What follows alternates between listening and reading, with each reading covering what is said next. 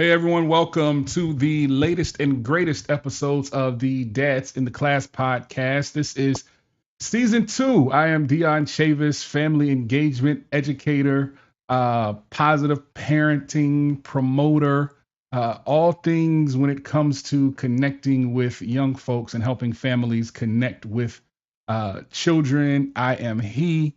Glad to be back in this space. Of course, I haven't been in this space for the Dads in the Class podcast for a little bit, but got a really good guest on this episode, our first episode of season 2. I wanted to bring someone on who could talk to us and talk about family engagement and fatherhood engagement, and someone who is actually out there doing the work. And he is someone that I've known for several years, and we've met several different times, but we've never met in person. Even and we were even in the same space about a month or so ago in Atlanta at a family engagement conference, and our paths did not cross. But he is here, and we're going to talk to him. Ari Gerzon-Kessler. Did I get it right, Ari? You did. Yeah, thanks, Dion. Great to be All here right, with you. cool. Cool. So Ari he's a trainer, he's a speaker, he's a coach, and he works with school districts and he helps them to get connected and to forge stronger bonds and stronger partnerships. He's also a published author. His latest book on the same team, bringing educators and underrepresented families together, has won the gold medal for best education book of 2024. And he's just out here doing the work. So, Ari, welcome to the show. Glad that we could have you here. And thank you before we get started. Just thank you for the work that you're doing for schools and for families in our community. I want you to share a bit with our viewers and with our listeners about your background and what kind of inspired you to start focusing on family engagement. Yeah, thanks for having me again. I think what comes to mind first, Dion, is that when I was an undergrad, my older brother, was doing Teach for America in Mississippi, and we really those visits inspired me to want to be in the classroom. And all four of my grandparents were immigrants, and I really saw some of the hurdles, the challenges for them to be connected to the school system from the stories my mom and dad shared. And so I saw early on in the classroom the difference it made when I made greater outreach to families. I think my third year in the classroom, I called every child's family in the first weeks of school. And I just saw what it did, my proactive effort, what it did to shift relationships. So that was kind of a starting point.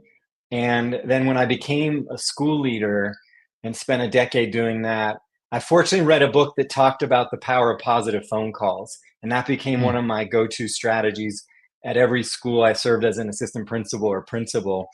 And so I think on the one hand, I saw the power of high impact practices, and it really inspired me to see, wow, this family that in the past had been on the margins of the school, they now feel connected and trusted. And just because I carved out 5 minutes to share some surprising good news about their kid. Um, and, I'd say from those principal years, when I took on the role of leading a family partnerships department in our local district that's got 56 schools, I also had a ton of regrets. Like I looked back and thought, man, I I planned events for families with no family sitting around the table. And my guess is mm, that's probably true for about 90% or more of our schools today, that they're planning their mhm, conferences, their back to school nights. They're probably not bringing in the voices of families. So I was both fueled by regrets, a couple practices I was really proud of, and then just I'm a big learner. And so my early years in this role, I'm now 7 years in, was how can I get my hands on as much of the research as possible, but then experiment with schools and see from successes and challenges, what makes a difference, especially in this time where public school educators, we're also overwhelmed and overstretched. How can we be really intentional and efficient so that we're engaged in the practices that deepen partnerships and don't further overextend us? mhm, mhm. With everything that's going on, and I know a lot of our educators have so much that they deal with, right, in the schools today. With with all of the just the things, right? Underpaid, overworked, not being able to teach certain things. There was on the collegiate level, there was an educator here in North Carolina who just quit his job at UNC because people, the administration was telling him that there were things that he couldn't teach, and they were I guess kind of spying on his class. With all of those things, do you think family engagement still gets the recognition that it deserves when it comes to how important it is for our students? Yeah, I would say overall, no. I'd say like that's part of what drives me is I feel Hmm. like family engagement is an emerging field where, and the parallel was thinking about social emotional learning when I was in the classroom 20 years ago starting out. I was afraid that my principal would spy on me and say, why are your kids playing at the start of math class? And it took 2 years when, my kids at an underperforming, probably the lowest performing school in our district, had the highest scores in the district. It was only that made me comfortable and confident to keep doing those SEL practices. So I very much relate to that like fear of engaging in what we know is best. But I would say in terms of family engagement, despite the research out of Chicago that shows it's one of the 5 key levers to move a school or district from good to great, I feel like it's low on the priority list. And I get that as a former principal that it's, easy to be more reactive to what's happening around the urgent things of the day versus proactive. Um, but I'd say overall, no. One of my greatest hopes is that in the next few years, similar to what we saw in terms of SEL becoming more of a priority for school districts around the country, that you and I are talking and celebrating 5 or 10 years, that the time and money and other things that it merits, it's finally given because it is so impactful and it doesn't require, a ton of extra time or a ton of extra money. It's really a mind shift, for a lot of educators, as well as some professional learning around how do we best spend our energy in ways that are going to deepen relationships and trust, and that mind shift of seeing families as experts, and for educators taking off that expert hat more to meet human to human, which I think a lot of our educators that I work closely with are seeing when they go do a home visit or they have a great parent teacher conference. It's because they're taking off that expert hat and engaging more on a relational level. Hmm. Hmm. Now, when you say families are experts, unpack that for me a little bit. Yeah, yeah, absolutely. I mean, the heart of my work now, Dion, is these teams that are underrepresented family members, teachers, school leader, other school staff.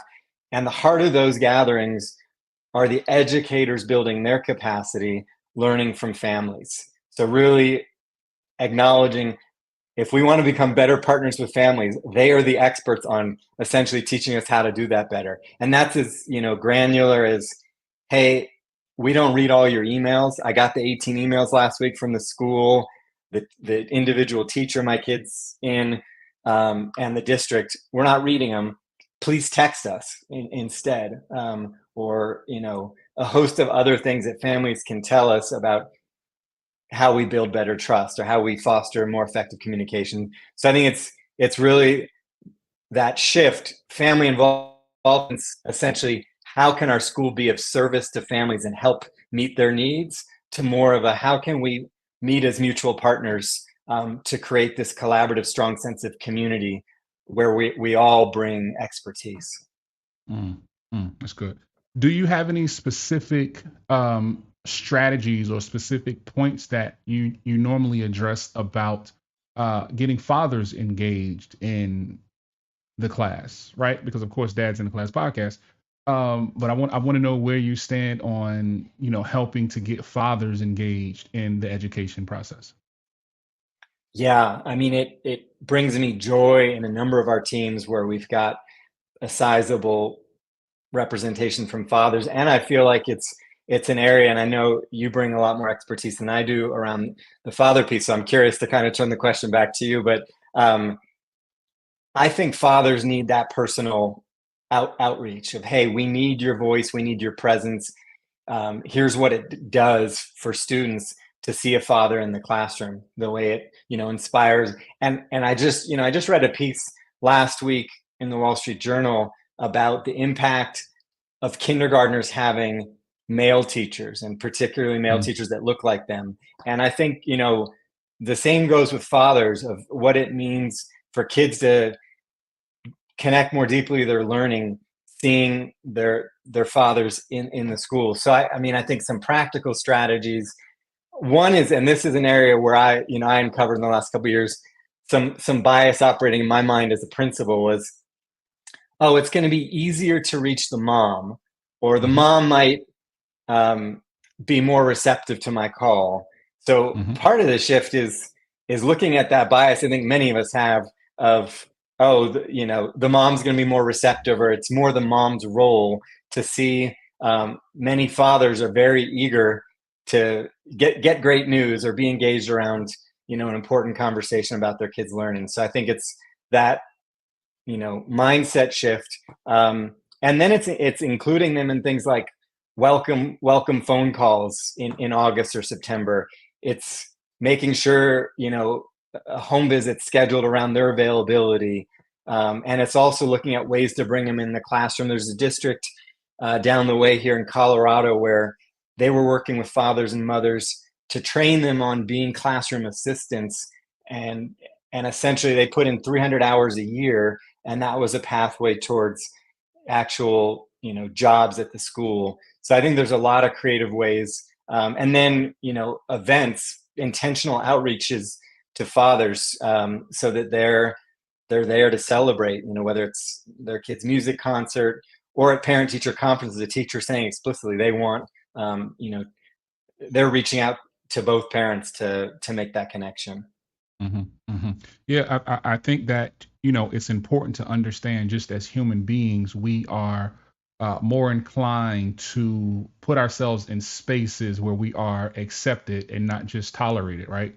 And I think that it's important for educators and folks who are trying to get dads engaged to know the importance of that know, like, and trust factor, right? As a dad, I want to know who you are. I need to like you as my child's teacher, and I need to be able to trust that you have my child's best interest at heart, right? So I think that sometimes we have to go above and beyond to prove those things, and to be sure that we are accommodating dads and not just doing the one-offs, the donuts with dads or Yeah. things like that. We have to be sure that dads feel like they are appreciated and valued in that space, because so often, specifically when you're looking at men of color, a place of education, whether it be high school, middle school, elementary school, has not always been the most welcoming for us, right? I talk about just recently, I talk about how, and I don't know if it was on, I think I was talking to my therapist about it. This might be the first time I've shared this publicly. But when I was in high school, I was talking to my guidance counselor, and my guidance counselor at the time convinced me that I didn't need to take any foreign language. I didn't need to, attempt to take any advanced math, even though I'm kind of glad about that. But the diploma that I received was a vocational diploma, which means I never learned Spanish. I never learned French or any of those things. So that, as I've gotten older, kind of, it left a bad taste in my mouth, right? So a lot of us have similar experiences where we might feel like the education system hasn't been fair to us. So, we have to think about other people's life experiences when we are welcoming them into the schools, welcoming them into the classroom, because, everybody is different, and every dad has a different story and a different approach to being engaged in his child's education.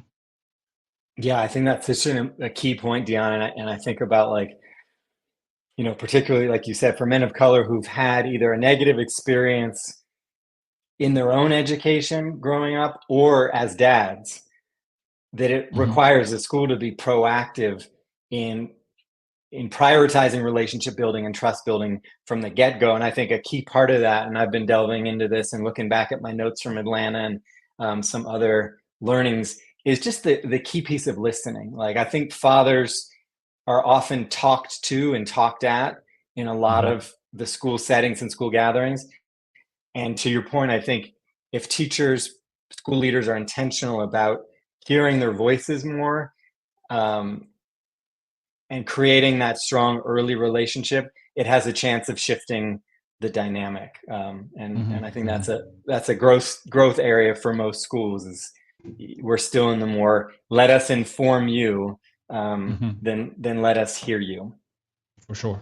How do you think that schools can tailor their family engagement strategies to include underrepresented populations? Right? How can what can they do to tailor their strategies to include folks who are historically not, uh, you know, receiving the same amount of representation as their counterparts?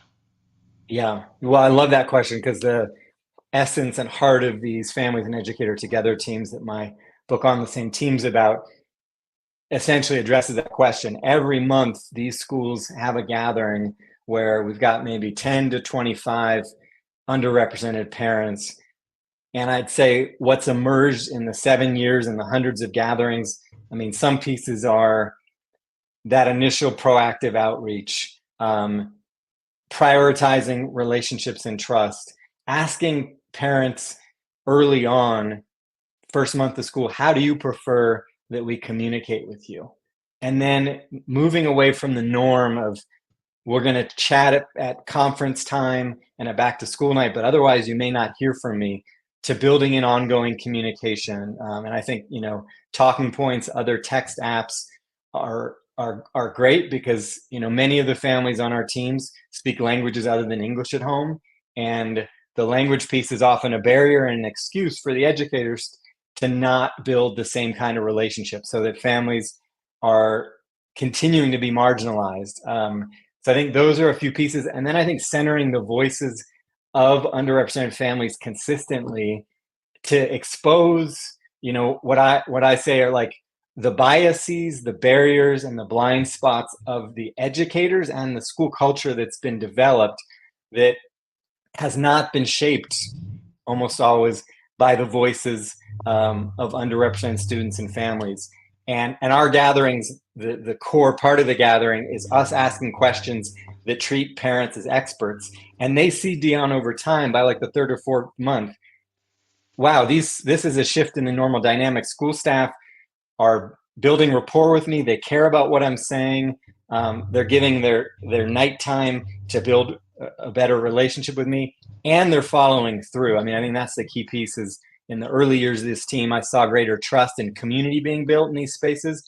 But when we did more around, okay, what are we shifting in terms of how all the educators at this school are doing to better listen to and connect with families? So I'd say that's a key piece. Is once families have told us, how can this be a more inclusive, welcoming, collaborative space, that we actually make those shifts. And Mm, parent teacher conferences and a couple other examples come to mind of where it was listening to the voice of underrepresented parents saying this was dissatisfying and I did not feel valued, and then saying, well, what would shift it? And 4 months later, the schools I'm thinking of made those pivots, and families came back saying, I feel heard, I feel honored, I feel like they see my knowledge about my child, um, and I didn't just have to sit and listen to them talking. So mm, I think those are some key elements of making that shift, that it's a co-creation, not just a token like, here, come a couple times a year and then we're going to judge you mhm, on whether you showed up or not. mhm, mhm.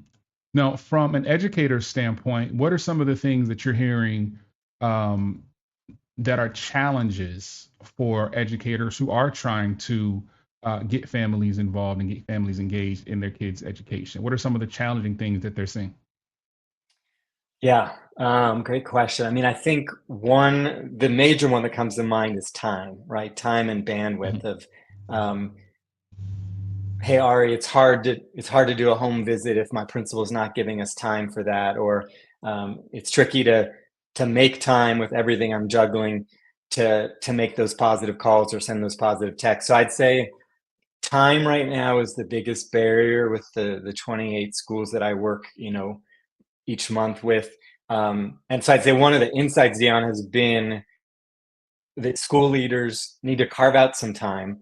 And I've seen a number of principals say, hey, we don't need a 45, 60-minute staff meeting. The last 15 minutes, please go back to your classroom and call 3 to 5 families. And when that happens, it's uplifting and meaningful for everybody. And maybe 140 calls, let's say, are made during that 15-minute window across the staff.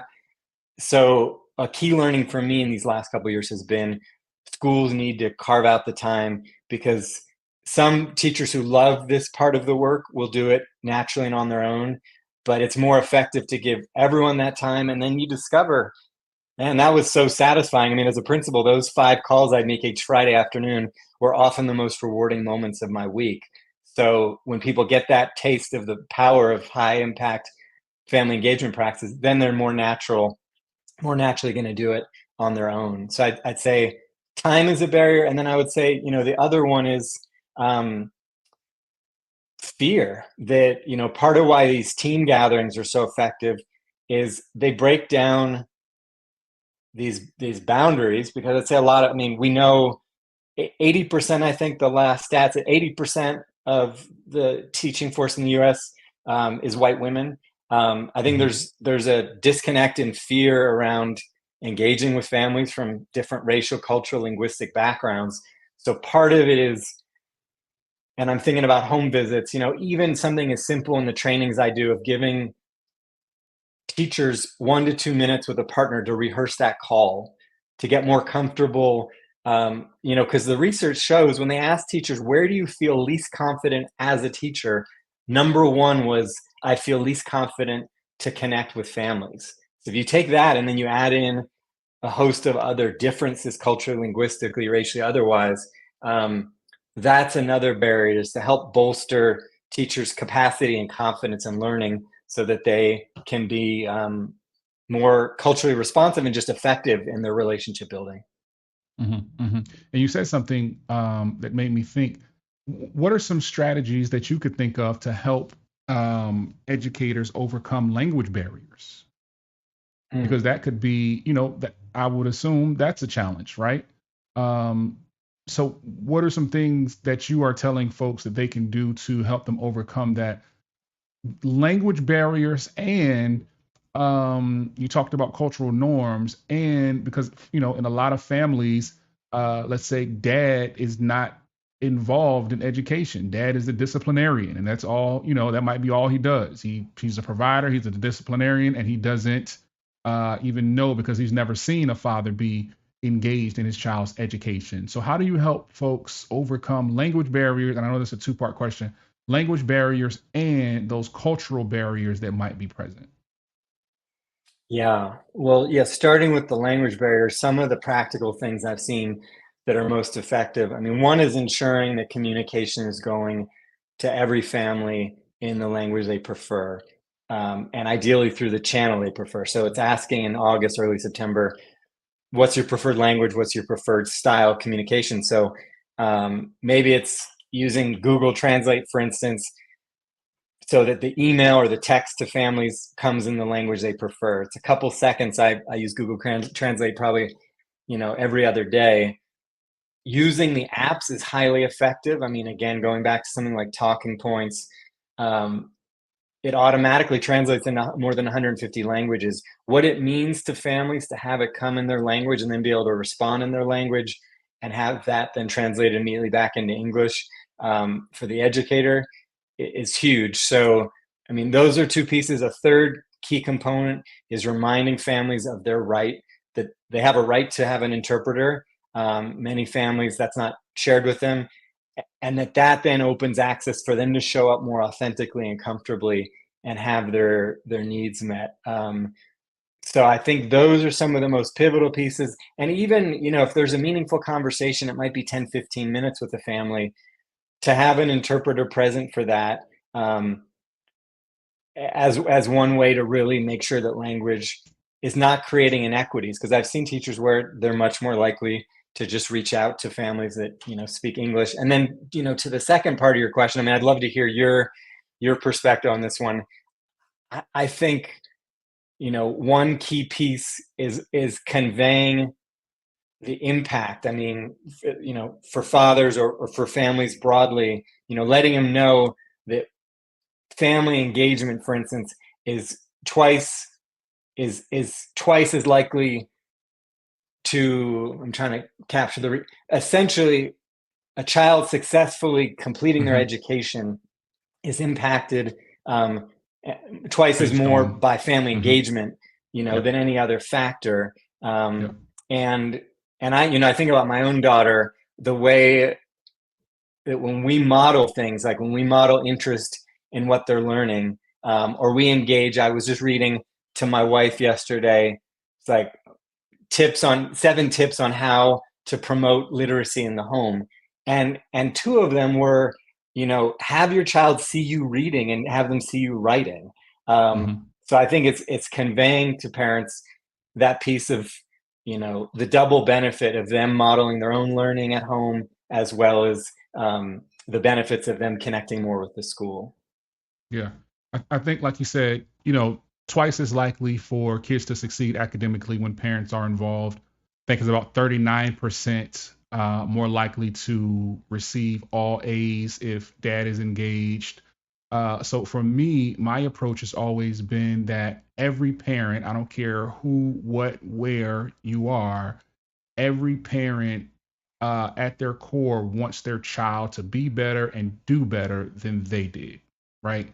And I think if you can convey that to a father, if you can convey that to a parent who is not as engaged as you would want them to be, I think that can go a mighty long way, because all parents want the best for our children, right? If we are in, if we're in the space where we are uh, taking our children to school, watching them grow, watching them go to school, and from kindergarten on up to elementary, to middle and high school, we want the best for our children, and sometimes we have to um, do a better job of conveying that to them. Like, okay, if you want your child to live a better life than you live, then I need your help, right? I need you to join in and make sure that they're doing their homework, make sure that they are completing their projects, make sure that they're coming to school, right?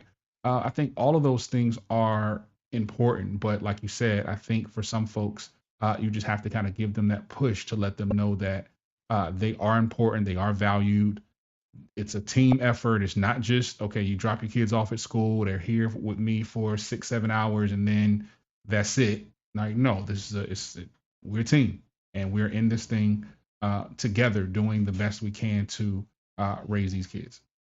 Yeah, yeah, well said. Well, and just to add one piece to that, I mean, you're making me realize, like, one of the critical shifts from involvement to more engagement and partnership is not solely as educators looking at, for instance, our fathers coming into the school, and that's the gauge we're using, but instead recognizing how much they can do at home to support their child's learning. And to me, that would start with Hmm. first honoring what they're already doing, not supposing they're not that involved, but saying, like, Hmm. what are some things you do at home to support your kids learning currently? Hmm. Hear that, affirm that. And then, as all families are wanting to hear more from schools, share a couple ideas with me about what we can do that'll deepen that. And one of the schools I work with, I love that they created, for our final Families and Educator Together meeting last month, they gave every family member, here are 10 ways you can support your child's learning over the summer. Hmm. And Hmm. I think families want more of that. That there's some vulnerability, as we know as parents, to like ask that from teachers. So if teachers, as I was saying, can affirm and then bring forth some good ideas, and then Hmm. ask families, like, which one appeals to you. Not make it overwhelming, but say, like, here's 4 ideas. Which one aligns with your style and like what you'd enjoy? I think that those are Yeah. like often missing pieces. Yeah, and I think meeting them where they are is important, right? Because we have to understand that you know math doesn't have to be done like sitting down at the table doing 5 times 5, or 4 plus 3, or whatever the case may be. You could do math in the bathtub. You can do language arts in the grocery store. You can do all of these things in your everyday life. And sometimes you have to meet people where they are and let them know that a lot of the things that we talk about when we talk about family engagement, whether it be during the summertime, during the school year, can be done during your everyday life, right? And I think that's important to meet folks where they are and give them those tips of how they can engage and help their kids become better readers, help them become interested in science, but in sometimes a way that is non-conventional, right? And I think Yeah. as people who come in contact um, with parents or with um, parental figures, we have to give them the tools that fits in their tool belt, right? Because everybody's tool belt is a little bit different. Um, I want to talk about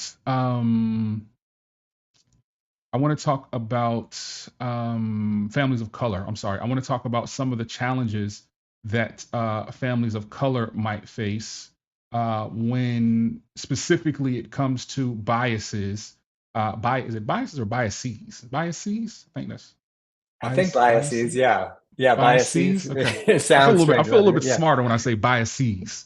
Yeah. Some of the some of the challenges and that parents may face when it comes to like implicit biases that folks may have when it comes to uh, them being engaged in their kids' education. There's some data out there. I don't know the numbers off the top of my head about black dads in the home being X amount more likely to do homework with their kids. This study came out a couple of years ago, basically showing that black fathers are involved. They are engaged, contrary to what we see on television.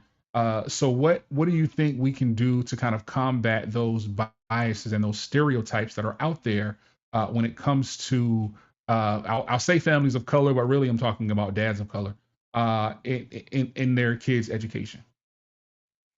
Yeah, I mean, I think it's pretty critical that there's time to unpack that and help educators expose their own biases. And for instance, the home visit training I do, we added a third hour that was looking explicitly at implicit bias, how to be more culturally responsive, um, because I think that's often a missing piece. It's kind of skipped over. And I think when we look at the population of U.S. schools, um, for instance, I think it's 27% is children of immigrants. That's more than 20 million kids.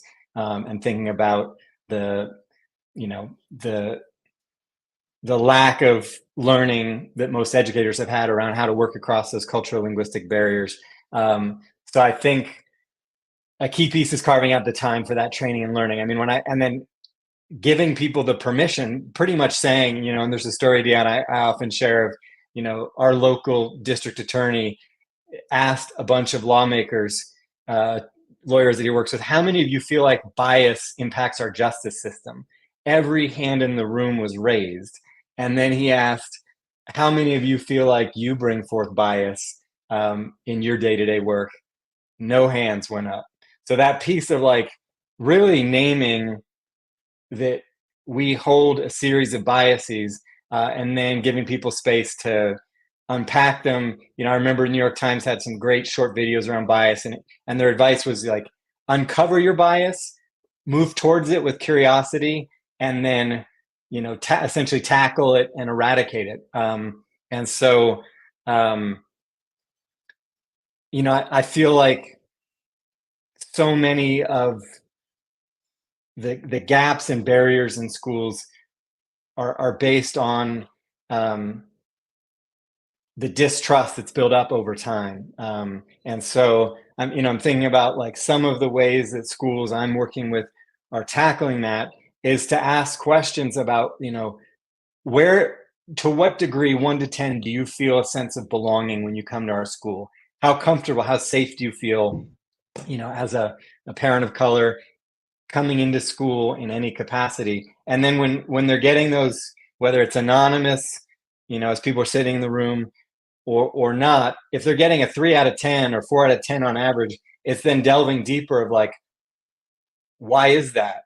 And it might be as simple as, hey, my experience as a dad of color is that when I walk down the hallway, 9 out of 10 times a teacher's not saying hello to me. Mm. And for educators to begin to gather that kind of data, and so I think a lot, the heart of it is doing deeper professional learning. But I would also just add as a final piece, engaging in the practices, not getting too caught up in reading. Even though I'm a huge fan of reading books and research and professional learning, it's the actual family engagement practices that reveal our biases and help us make shifts. So home visits. I remember meeting a colleague when I went to IEL's conference in Nevada 6, 7 years ago, and he said, I inherited a grant on home visits. I didn't believe in them. And I came to see that they were the best way to build the cultural responsiveness of our educators. So it's through the doing, through the risk taking, the vulnerability of stepping into a family's home that's of a different background. So I think, yeah, I think that's a key piece, is educators delving in with vulnerability to actually building relationships with families of color, rather than just a more reserved, formal, distant approach that I think is all too often commonplace. Hmm. I'll tell you, man, I'm fearful that with the what is seemingly the death of DEI initiatives and equity initiatives across the country, um, I'm afraid that the importance of connecting with parents in a culturally responsive way is going to be lost, right? Because so many of our schools and so many of our school districts aren't going to receive training on cultural competency. They aren't going to receive training on looking at your own implicit biases. So I'm concerned that, again, folks who are underrepresented, black and brown folks, will kind of fall under this wave of cutting, right? Of cutting out the programs that make it easier for us to kind of understand others' points of view. So that's really a concern for me. But hopefully we can just continue to put in the work, just continue to do the things that we have been doing. But I want to talk to you about some the what does a welcoming environment look like for you? And talk to me as a dad, right? Talk to me as a dad, not as someone who does the work. I want you to talk to me as a father. When you walk into a school, what is it that makes you feel welcome? You said saying hello. What is it that makes you feel welcome as a dad? Yeah. Well, and before diving into that, I just want to touch on one piece you just spoke to, which I think is really important. Like, I share your fear, and and I presented at a conference in April in a state I won't name, but where basically I was told I couldn't use the word equity in the slides. It Hmm. was that level of kind of control. Hmm. Um, and so I share that fear. And I also saw yesterday, out of COVID funds disappearing, we're also looking at many American school systems with less money, which means less Hmm. training, for educators. So on the one hand, I that fear. I also, on the other hand, have hope in that every school system, to become great, has to look at their achievement and opportunity gaps. And one thing that I have uncovered through these families and educator together teams is when we listen to family voices, we uncover other gaps that contribute, of course, to these achievement and opportunity gaps. The ones I've kind of named are like a trust gap, a relationship gap, a communication gap, often a language gap that we've touched on, an information gap. We're giving inequitable information. So my hope is that schools, knowing that their role is to, whether they call it equity or not, is to serve all students and families, that propels schools to do the important work, even if they're, sadly avoiding, specific terms. So I just wanted to share that real briefly. But yeah, in terms of a welcoming space Well, let me as a let me say this one father, second. All right, yeah, let me say this because you made me think of something. So not only are COVID funds are gone, we know that, but depending on the results of this upcoming election, Title One funds could be impacted, right? Mhm. So there could be a cut in Title One funds going into 2025, because we know that there is legislation that could possibly be passed depending on who is elected as president, and that legislation could cut funding for schools that have 90% of students who receive free and reduced lunches. So um, we're at a crossroads, right? Our educational system is at a crossroads where the schools that need the money the most are at risk of losing more money when they already are underfunded. So I just wanted to throw that out there, just if anybody's listening and wondering uh, about how this election is going to, one of the ways that this election is going to impact the educational system. But I'm sorry, Ari, Yeah, yeah, floor is no, yours. that's important, and it makes me think too that family liaisons are some of the most important people I think in our systems, and it's a team that I work Mm-hmm. closely with in our school district. And my hope is that they would not be cut if Title One funding is cut, and it prompts us as a country to think about if we do have less money for schools, how do we make sure that we're elevating some of these impactful practices that don't require more money? And carving out 15 minutes for everybody to go make a positive call doesn't cost anybody money. So to me, that's like a key piece in Right. terms of that welcoming school piece. I think it starts in the front office.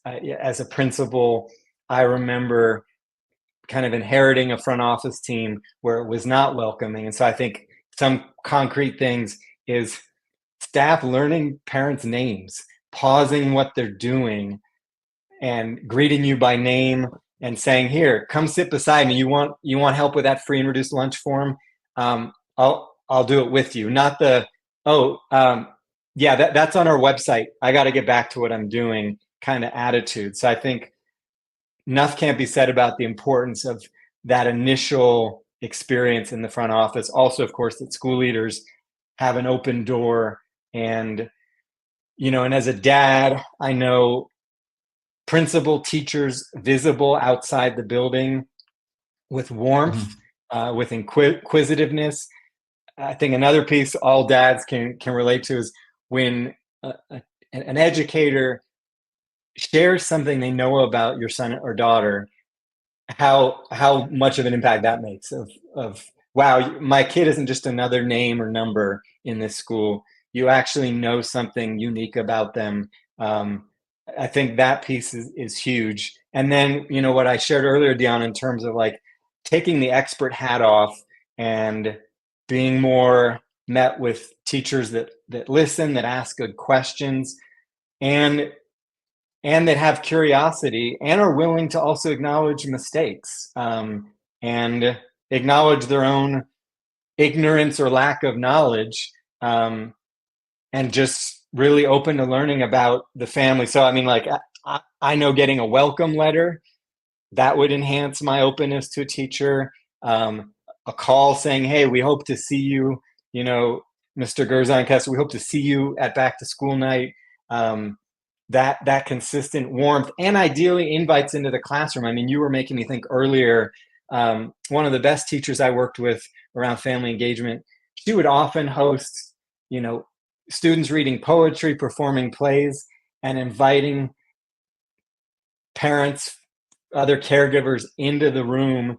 And also, I'd say as a dad, honoring that many of us have untraditional schedules and are very devoted to being, like you said earlier, providers.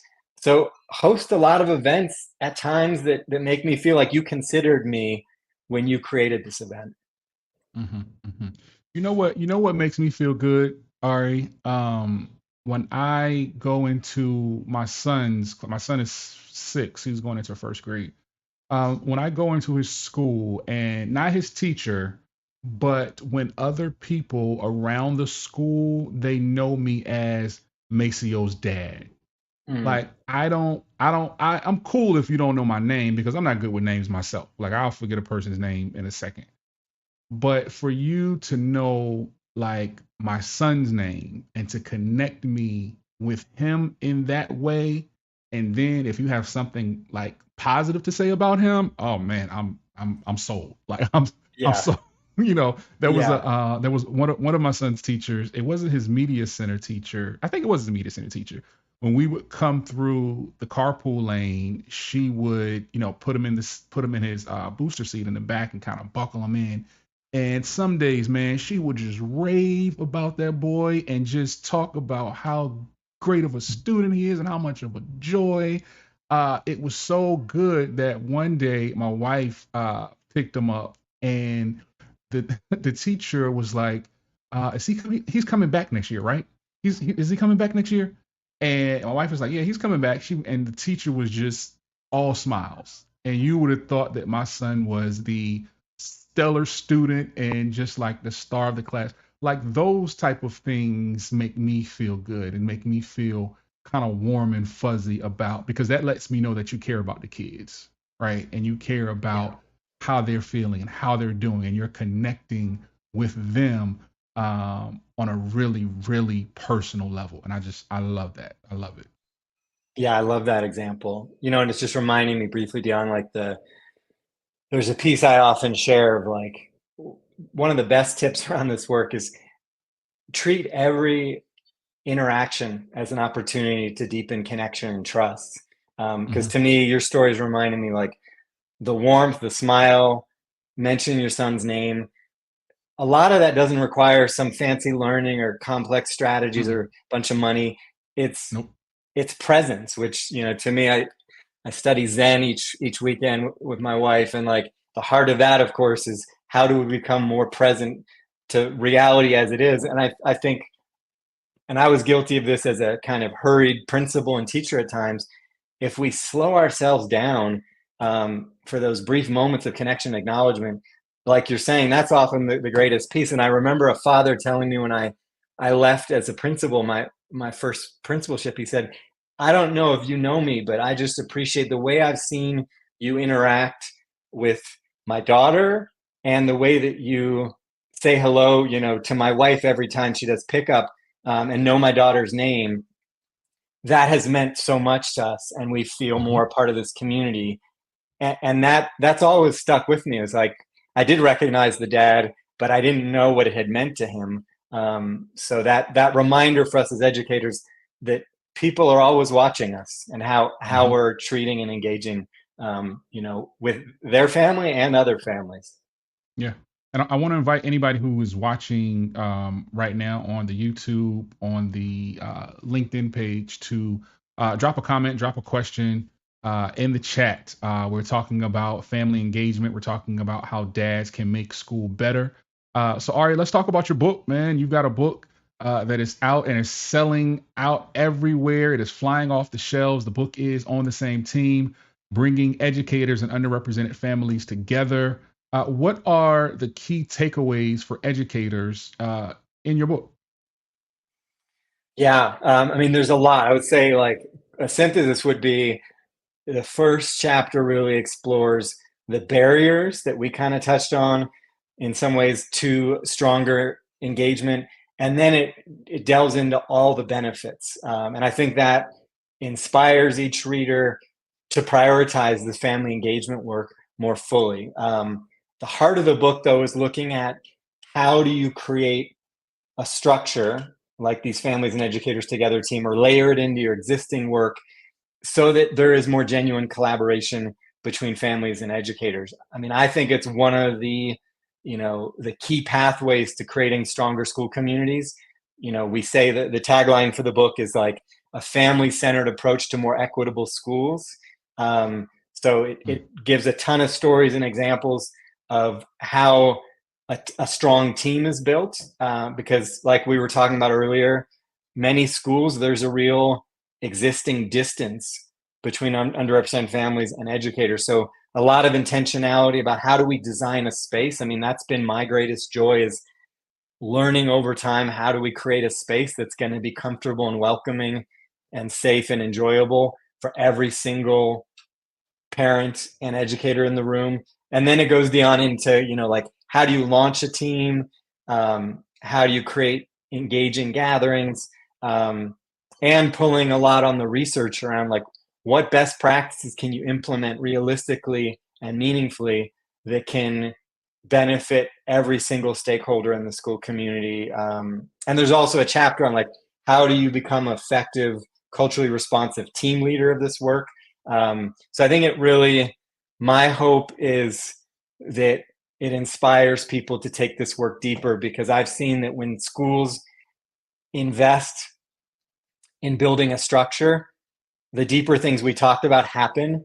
When there isn't a team or a structure and that space is not created, the change is much more glacial in its speed. So I'd say like the heart of the book is a framework and then pathway to building deeper, more meaningful collaboration where all families feel valued and educators also feel like they want to stay at the school longer because they've developed all these wonderful connections and relationships with families. Hmm. That's good. As we look forward for you, what are some of your goals in terms of family engagement in the work that you're doing? What's the big goal? What's the big um, picture look like for you? Yeah, no, I love that question. And I mean, I think more than anything, it would be to see our schools mirroring, if it's one of the five key levers to move from good to great school, let's put in the top five of our priority list. And that would mean weaving in systems, including the professional learning time, for folks to talk about and delve into some of the themes we've touched on, this hour. And then that every school in 5, 10 years, we'd see that positive calls, proactive, welcome letters, welcome phone calls, home visits, texting back and forth so that communication and relationship building is ongoing, that all those things are not left up to chance, but are an ongoing part of how most, if not all of our schools begin to do business. Mm. So that families consistently say, I feel deeply a part of this school community.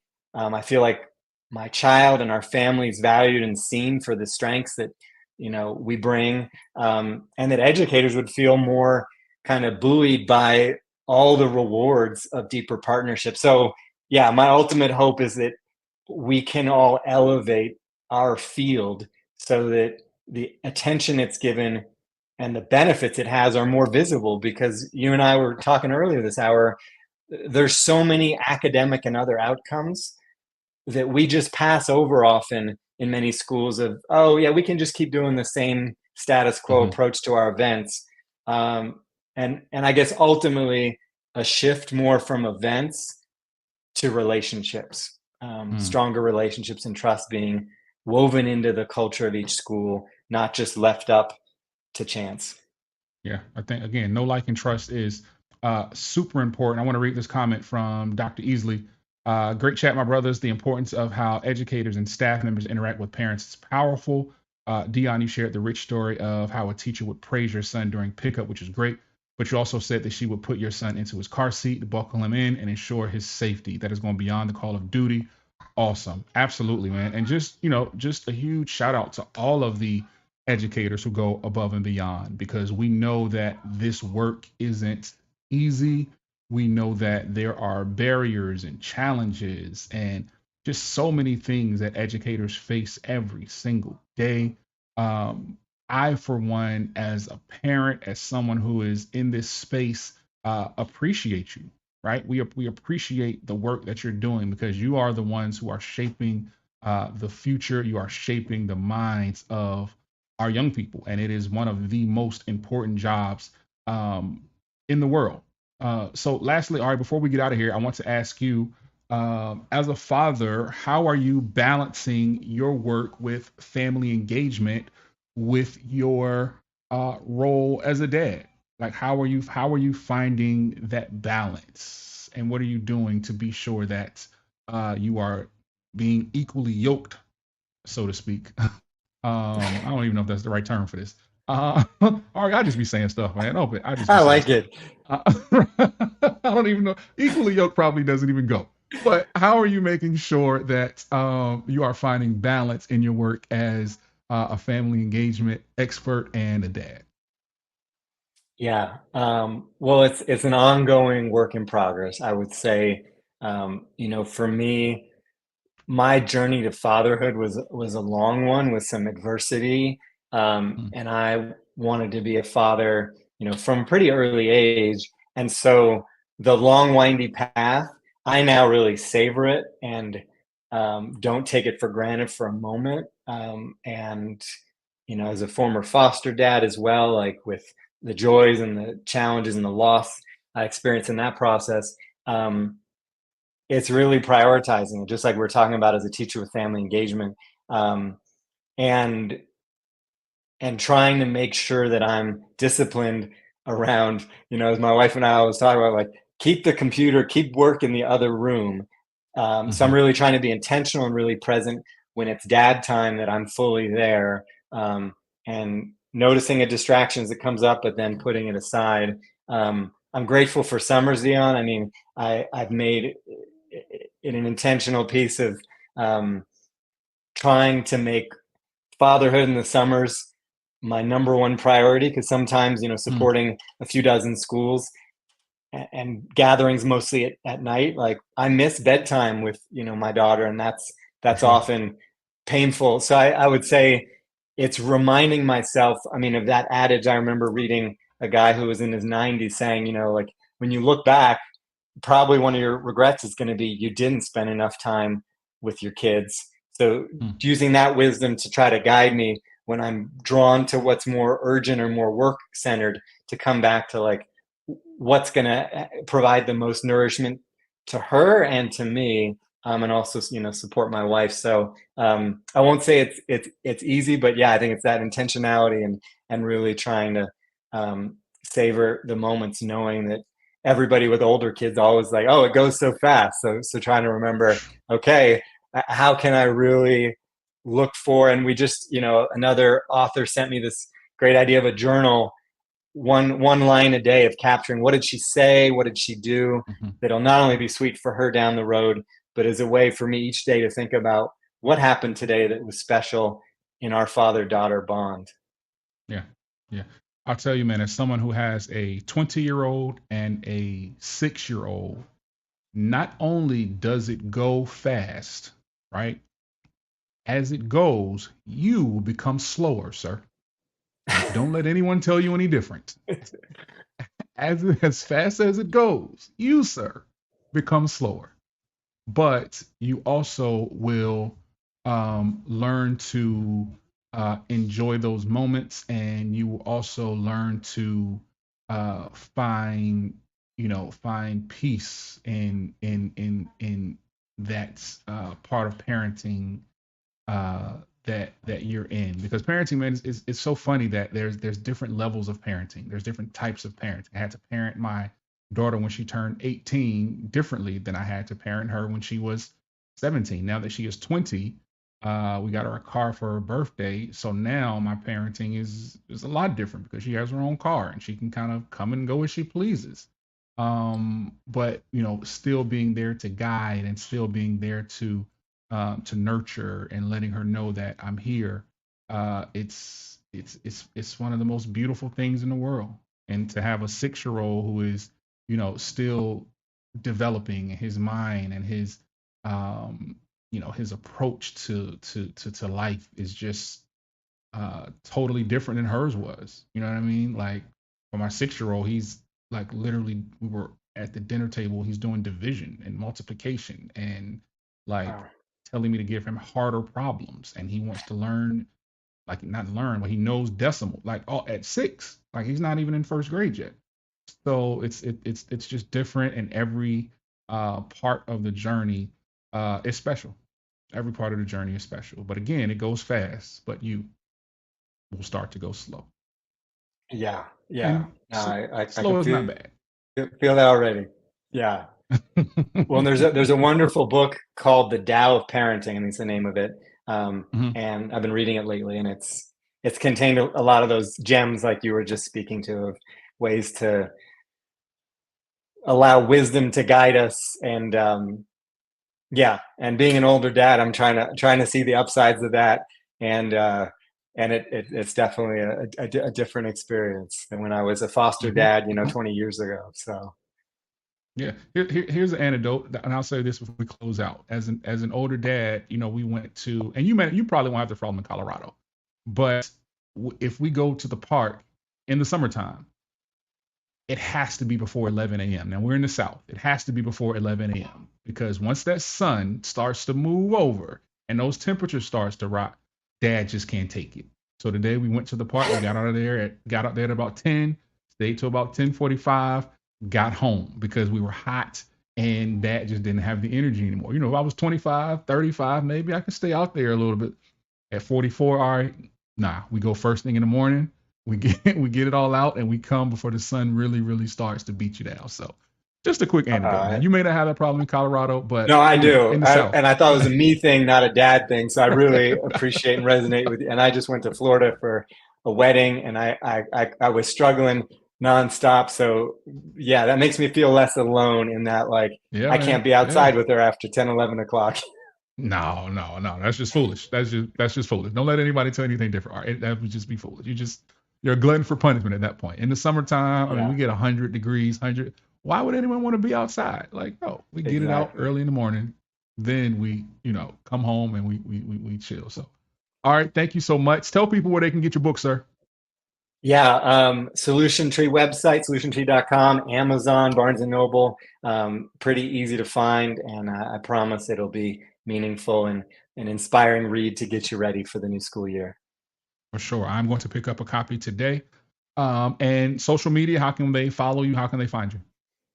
Yeah, easiest is LinkedIn, also Facebook. Those are the two best channels to connect. So please do reach out.